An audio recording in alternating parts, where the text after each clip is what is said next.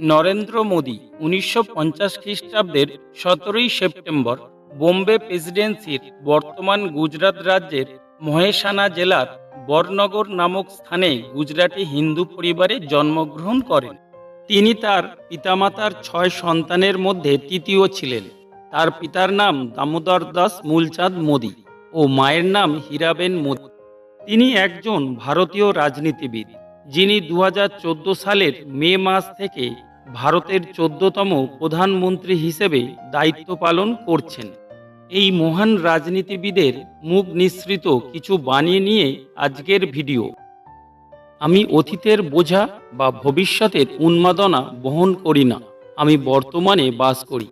একটি সমষ্টির শক্তি ১২৫ কোটি ভারতীয়দের শক্তি এক ব্যক্তি বা একটি গোষ্ঠীর শক্তির চেয়ে অনেক বেশি। আমার ভারত বদলে যাচ্ছে, এটি এমনভাবে সংযুক্ত হচ্ছে যা আগে ভাবিনি। কঠোর পরিশ্রম কখনো ক্লান্তি আনে না, এটি সন্তুষ্টি নিয়ে আসে। যে ব্যক্তি হত্যা করে তার শক্তির চেয়ে রক্ষাকর্তার শক্তি অনেক বেশি।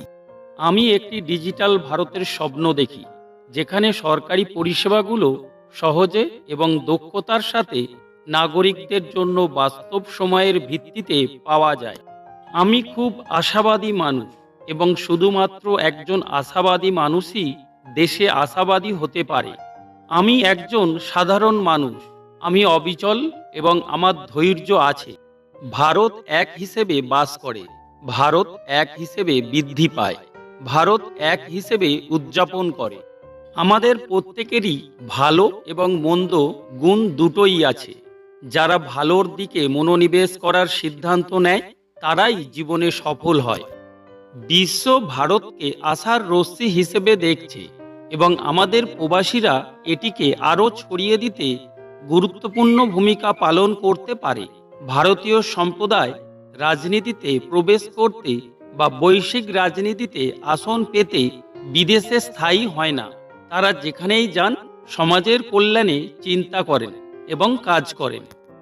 জ্ঞান এমন জিনিসের মধ্যে সীমাবদ্ধ যা আপনি ইতিমধ্যে পরিচিত, কিন্তু সৃজনশীলতা আপনাকে জ্ঞানের চেয়ে আরও বড় ক্যানভাসে নিয়ে যায়।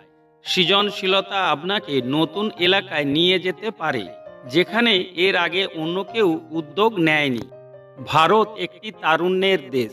যে দেশের এত বেশি শতাংশ যুবক রয়েছে, সে দেশের শুধু নিজের নয়, সমগ্র বিশ্বের ভাগ্য পরিবর্তন করার ক্ষমতা রয়েছে।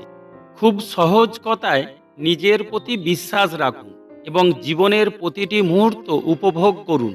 সমাজের কোনো চাপের কাছে মাথা নত করবেন না।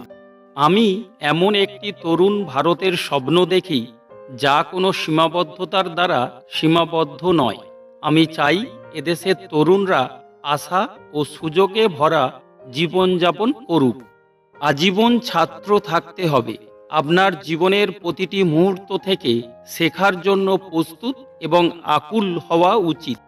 যারা নিজেকে বদলাতে অস্বীকার করবে, আমার মনে হয় এই একবিংশ শতাব্দীতে তারা ক্রমশই অপ্রাসঙ্গিক হয়ে পড়বে।